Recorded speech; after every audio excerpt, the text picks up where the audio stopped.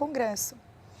Pelo quarto ano consecutivo, o ensino médio no Brasil ficou abaixo da meta de aprendizagem estabelecida pelo Ministério da Educação. Vamos direto a Brasília conversar com o repórter Leandro Magalhães. Boa noite, Leandro.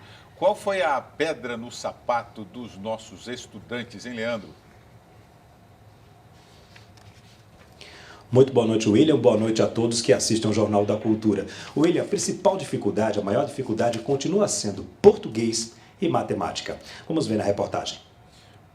Vai ter uma entrevista com o ministro. Vergonhosos. Foi assim que o ministro da Educação resumiu os resultados do Índice de Desenvolvimento da Educação Básica, divulgados hoje. O IDEB é feito a cada 2 anos. O ensino médio na rede pública está praticamente estagnado. Atingiu 3,7 pontos em uma escala de 0 a 10, mais de meio ponto abaixo da meta. O ensino fundamental 2, do 6º ao 9º ano, atingiu 4,5 pontos. A meta era 4,7. Já o ensino fundamental 1, entre o 1º e o 5º ano, superou a meta em 3 décimos. O IDEB é feito de 2 em 2 anos. É uma tragédia, está muito distante de algo que seria razoável. Então há necessidade de uma mobilização dos governos, federal, estaduais e municipais, da sociedade, para que a gente possa buscar uma reformulação e atualização completa da educação brasileira, principalmente da educação de nível médio. Há nos países desenvolvidos uma abordagem muito estratégica em relação ao futuro. A contribuição que a educação pode dar no futuro de cada indivíduo, no futuro da nação, como força de trabalho, como capacidade cidadã, etc. Então, a gente não consegue sair dessa mediocridade, porque não há a decisão política, a vontade política de se procurar as referências internacionais.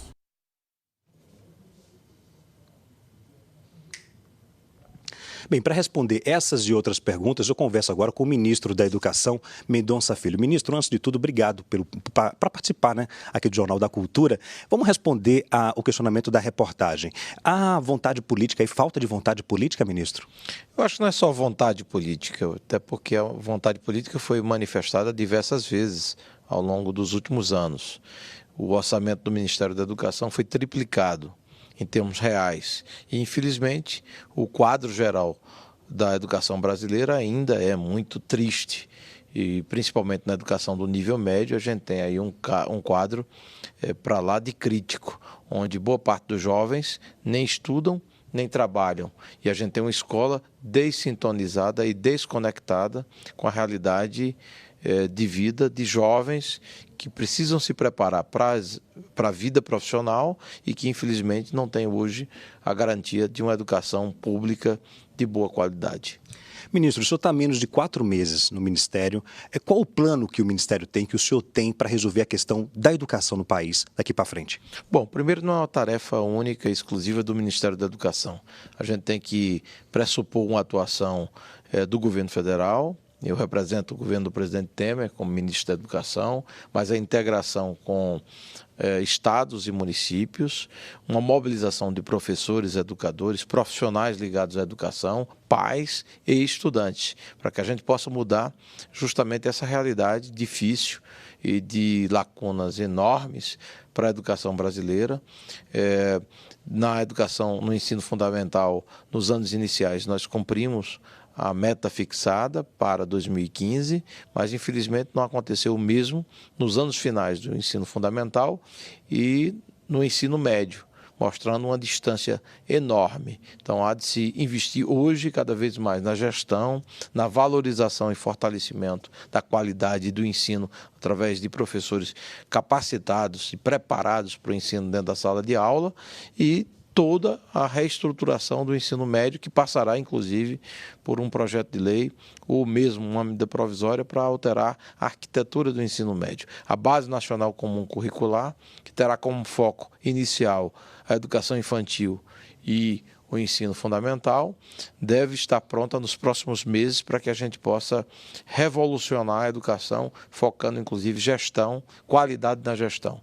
Hoje o Brasil já alcança patamares de acesso bastante elevados, principalmente no ensino fundamental, mas infelizmente nós convivemos ainda com defasagem em idade séria e convivemos com taxas de evasão enormes e, por fim, um quadro também de baixa qualidade em termos de educação pública no país. O senhor se refere em questão de enxugar o currículo do ensino médio, é isso? Como aconteceu, por exemplo, na Dinamarca?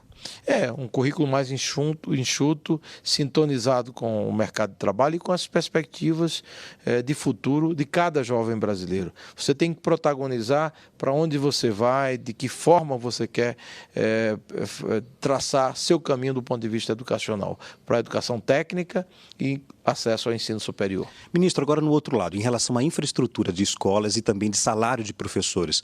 O Brasil hoje tem o terceiro pior salário de professores do mundo. Há algum plano em relação a isso, um apoio para os estados e municípios? É evidente que a gente tem um quadro ainda distante do que seria razoável, principalmente na chamada educação básica. Houve evolução com a fixação do piso nacional de salário para os professores, mas a gente tem que casar investimento em termos de boa remuneração para os professores da educação básica, motivando-os, selecionando os melhores para que a gente possa contribuir para uma educação pública de boa qualidade no nosso país. Ministro, muito obrigado pela participação no Jornal da Cultura, agradeço a presença do senhor. Nós voltamos com você, William. Obrigado, Leandro. Agradeço também ao ministro. Vamos lá, Priscila. O ministro tem destacado muito essa questão da grade curricular. É tão importante, ele tá esperando uma grade curricular mais enxuta. Será? Não é mais enxuta. Na verdade, o que a gente precisa é isso que o PL, esse projeto de lei que está tramitando na Câmara agora, ele prevê, não é bem um enxugamento, é uma concentração por áreas, que é bem diferente. Então, o aluno vai poder se concentrar na área de exatas, né, ou matemática, ciência da computação, ciência da natureza, ciências humanas, linguagens e depois toda a carreira de educação profissional. Isso não significa enxugar, isso significa que ele vai ter mais conteúdo, ele vai estar exposto ao desenvolvimento de mais habilidades naquela área de concentração. É bem diferente de você enxugar. Agora, eu queria só fazer também uma outra observação, William. O ministro falou muito do ensino médio e que, de fato, a gente tem um resultado muito ruim no Brasil. É o final da educação básica, não dá para a gente realmente conviver com resultados tão ruins no ensino médio. Mas é digno de nota o aumento da proficiência dos alunos no ensino fundamental 1, né, que vai até o 5º ano. É algo que poucos países conseguiram alcançar em tão pouco tempo. A gente conseguiu, nos últimos 2 anos, um aumento de 12 pontos no SAEB, que é muita coisa, 12 pontos é coisa pra caramba, com ênfase na alfabetização. Então, a gente precisa dar essa ênfase na alfabetização, continuar com esses focos. E aí, eu acho que o que tem, assim, o principal insumo, aquilo que a Ilona bem disse isso, o que a literatura internacional diz, o que a experiência internacional diz, é que a gente precisa investir em professor. Professor é o principal fator que vai explicar a qualidade na educação. Se a gente não conseguir ter professores de qualidade em todas as salas de aula, e realmente considerar que o professor é o principal profissional desse país, dificilmente a gente vai conseguir virar esse jogo. O Antônio Carlos de Amparo aqui, ele está falando exatamente isso. O foco não deveria ser os professores, e esse é um artigo que você escreveu no Estadão de hoje, isso, né? Ressaltando essa importância dos professores no ensino, né? Exatamente. O Márcio Assunção não é interessante para os governantes investir no ensino, para ele, quanto mais ignorantes, melhor. Tem uma pergunta aqui, Priscila, eu acho que ele está querendo, o Enio Torres Granal, destacando aqui se existe algum país que a educação é 100% privada. Eu desconheço. Não, o contrário acontece bastante, né? Países que a educação é praticamente, né, 100%, tirando alguns colégios internacionais, a educação é 100% pública. E esse ministro já fez alguma ação nesse pouco tempo que ele está lá? Assim, acho que ele deu alguns encaminhamentos importantes, por exemplo, a reformulação do PNAE, que é o Pacto Nacional pela Alfabetização na Idade Certa, que ele deve anunciar daqui a alguns dias, que é uma reformulação importante, porque o Pacto pela Alfabetização é algo que ajudou muito nesse resultado do 5º ano, então não é à toa que a gente teve essa melhora, ela é sempre fruto de uma política pública, mas ele precisa agora melhorar, porque a implementação ainda é muito ruim.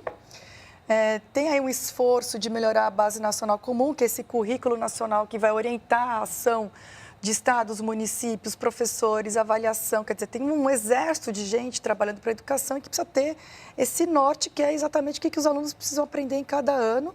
A Base Nacional também é um grande esforço. Agora, é pouco tempo, mas a gente agora precisa cobrar cada vez mais. Mas né? é Acho que incrível, porque social é nós, importante. ao invés de andarmos para frente, nós andamos para trás, né? Porque o tempo passou. Eu estou no magistério como professora há mais de 30 anos. E eu posso dizer que os alunos que nós encontramos na universidade hoje, os alunos que eu encontro na universidade hoje, são muito... a qualidade é muito inferior àqueles que eu encontrava há 10 anos atrás, há 20 anos atrás, há 30 anos atrás. Quer dizer, o ensino não melhorou, o ensino piorou. Então, não é preciso inventar tanto, vamos olhar como era para trás, né? Então, é preciso encher o currículo com tantas disciplinas, ou nós não podemos ensinar matemática, português, ciências humanas, ciências, né, química, física, literatura e artes. É preciso colocar tanta coisa, ou a gente pode dar só as disciplinas principais em tempo integral e preparar o aluno mesmo para a vida, com uma maior carga horária, mas sem tantas disciplinas, né? Prepará-lo com mais profundidade, então aí uma ou duas línguas, o inglês, o francês, o inglês, o espanhol, sem tantas disciplinas, mas poucas disciplinas e mais fundamentais e com mais carga horária, preparando o aluno para chegar com, digamos, com mais musculatura no segundo grau ou na universidade. Porque o que a gente vê hoje são, de fato, alunos, como as estatísticas revelaram, com um grau de matemática baixíssimo, grau de português baixíssimo, se falarmos de literatura é inexistente, e se formos a ciência, química, física, então nós estamos fritos. E o tempo vai para frente e a gente, em matéria de educação, o Brasil vai ficando para trás. Será que não dá para ver o que a Coreia do Sul fez, os Estados Unidos têm feito, a Inglaterra tem feito? Né? É professor. Você acha que a grande lição que a experiência internacional nos dá é foco no professor, né? Não adianta esses penduricalhos todos, tecnologia. Quer dizer, tem um monte de coisa que a gente pode fazer para melhorar a educação, mas é só com professor de qualidade. Se não tiver professor de qualidade, a gente não consegue melhorar, né? A seguir, a reforma